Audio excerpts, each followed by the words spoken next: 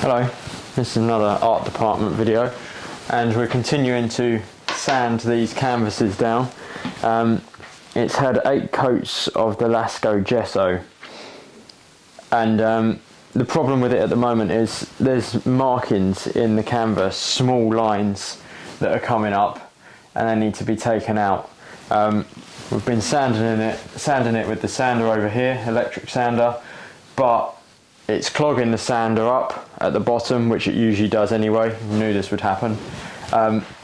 So now I'm putting a small amount of water and spraying it onto the canvas itself, and it has to be a small amount because any water that gets onto the canvas will warp it and change the consistency of the way the thread goes. It will pull it and stretch it in different directions, and then when it comes to putting it on the frame at the end, because this will go onto a stretcher, it will not be dead straight. This has all been worked out as seen in previous videos, so we can't get too much water onto the canvas itself, so it's got to be just about the right consistency.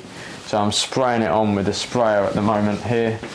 I'm using a sandpaper which I've got down here, which is about 250 grit, I think. I've used it before, and the number's worn out on the back, so I'm not quite sure. 240, 250, whatever one. But at the moment it's got quite a bit of grit on it at the moment, or grip. And then afterwards we've got 1000 grit for the end, and that'll be once I've dried it off, this over the top to get any excess off, because when it's sanded with the water at the moment, it's leaving a grit on the actual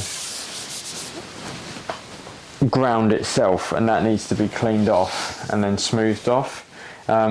Once this is done, it will then be given a spray over the top with a mix of matte medium gel and titanium white paint, and that'll be sprayed using the spray gun that we've got, and I'll do another video for that later on. Reason that this has taken all morning so far, it's the afternoon now, and I've only done half of it. It has to be every little mark on this canvas, every brush stroke, every indent has to come out, otherwise it will show when paint is added. And for example, on this one here, this is a matte black paint. Any markings in the canvas itself will show up on the final coating of paint, and black is the one that it will show the most. And the image I've got planned for this piece is predominantly a large black section on it, and that will be matted just like this one here. So this has got to be the perfect ground. Again, the reason it's on the board is because once it goes onto a stretcher, there's a give in this and it moves slightly, and I can't have that, so it has to be dead flat, so there's nothing under this. So it will, when I spray or draw or tape onto it, there's no movement in the canvas itself. So for example, this one's being drawn onto at the moment, again on the board, so there's no movement.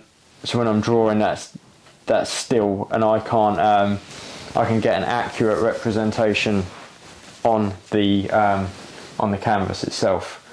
Otherwise, it's trying to rig up a jig on the background of a stretcher to make sure it's dead smooth, and it doesn't always work as well. So it's easier to work on a board first and then transfer it across onto a stretcher after. This one specifically will be an image that follows this, a high colour image rather than drawn image. This one here has got 4 or 5 colours in. This one's going to have about 10 to 12 I've worked out. There's a bit more complex layering the colours on this one. That's just part of the design. It's not that that one's any easier, it's just the way that the design's been put together. The designs are done on Photoshop, but that's another video for that. But it's all from my photography of buildings. So I'll start sanding it and you can see what I'm doing, but I'm not going to just do a whole video of just sanding. I'll stop it in a minute and speed up sections. But I'll just talk you through the amount I'm putting on and why and what's what, really.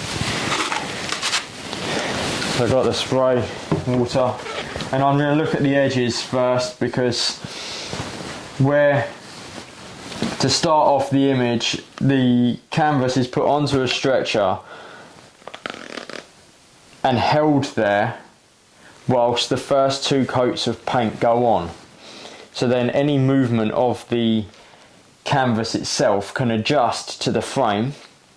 Then I tape round the edge and take it off that frame and put it on the board. So then I've got the edges are lined up for when I transfer it across. But that means there's 2 coats of paint less on the real edges here where it meets the tape. So I'm going to be looking at that first, because it seems like there's a slight indent on it. So I'm going to be sanding on that first, and it does come out, and it's come out over there. So I'll be looking at these areas first, and I'll be working from down here up there and then across the image again, because when you put the water and the sandpaper together on here, it creates kind of a foam over the canvas, and you can't see clearly any indents that are on this. It just looks white on there, but a close-up, which I'll show later, will show any indents in the light. But it depends obviously in the light, and with the camera it might not pick up what you can see with the eye, but that needs to be sorted out. So I'm just going to spray over a little bit, lightly spray.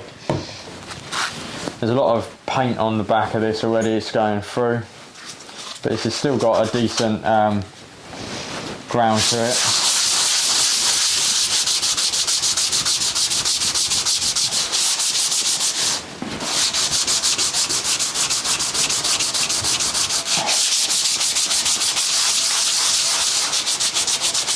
And already I can see that the corner is the indent that I can see on this corner here is disappearing, and that's only a few strokes.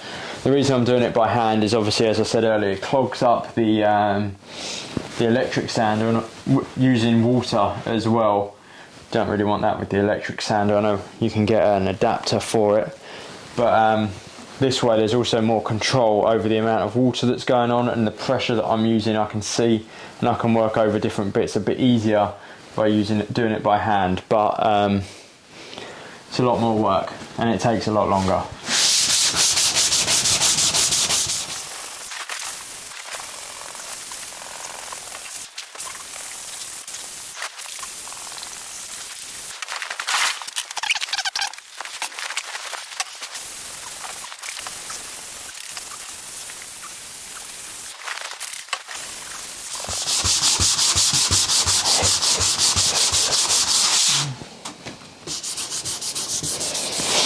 What I'm doing here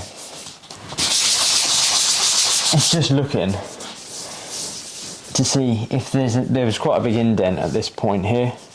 I'm just trying to see if it's disappearing, but where you go over it with this, the paint builds up, because this is a marble based paint. It's really quite difficult, wears out your sandpaper fast. And I'm a bit out of breath because it's quite a bit of energy used to kind of grind this down into a dead smooth finish. I mean, this all started when I was at university. One of my tutors took a group of us to his studios, and he was using Gesso, which is what I'm using here. And at the time I wasn't really thinking about the state of the ground, i.e. the canvas. I'd just paint it on and wouldn't think too much about that background. But when I saw what he was doing, and he was putting, as I am, 8, 10, 15 coats of gesso down and sanding it, he didn't say how he sanded it. This is how I've worked it out over the last few years. And testing different ones to see what would give me the smoothest ground, but his were dead smooth finishes for quite fine, but he was doing more very fine tree paintings and landscape paintings using one tone. But the ground that he was using was the most interesting part to me at that time. It's not that his work isn't interesting, it's just that I was more architectural based, and this linked with that kind of clean edge of some of the newer type architecture that you see. So getting the ground has been part of the process of making the paintings, almost as important as making the paintings, really. Because this is as good as the final finish that you'll get, or I'll get, should I say. But if you want to try it, the ground is as important as the painting itself, or what you put on it, because it's only anything that's wrong or imperfection on here will show through at the end if you're doing quite fine paint work. If you're putting lots of paint down, really textured, thick oil paint or acrylic, then you don't need the ground to be as fine. But where I'm putting drawing and spray using the airbrush down, I'm getting quite clean finishes. And if you're doing anything like that, you want the ground to be as smooth as possible. So that's the work you have to put in, really.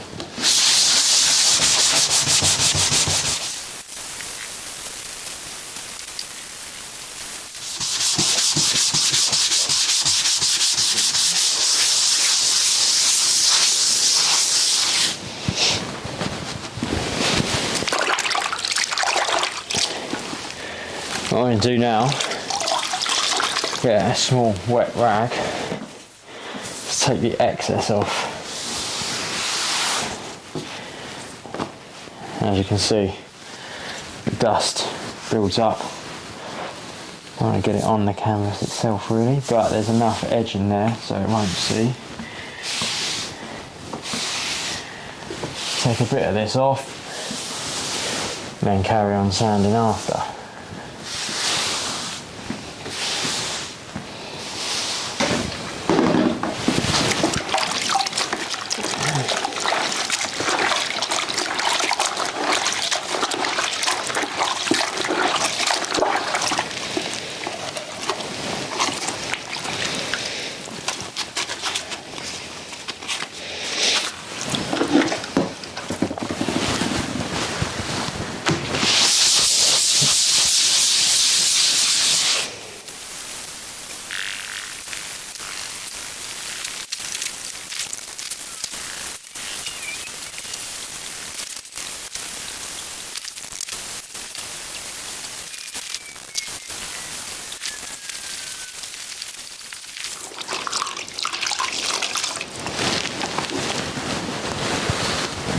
Right, what I'm going to do now is let that dry off 10-15 minutes.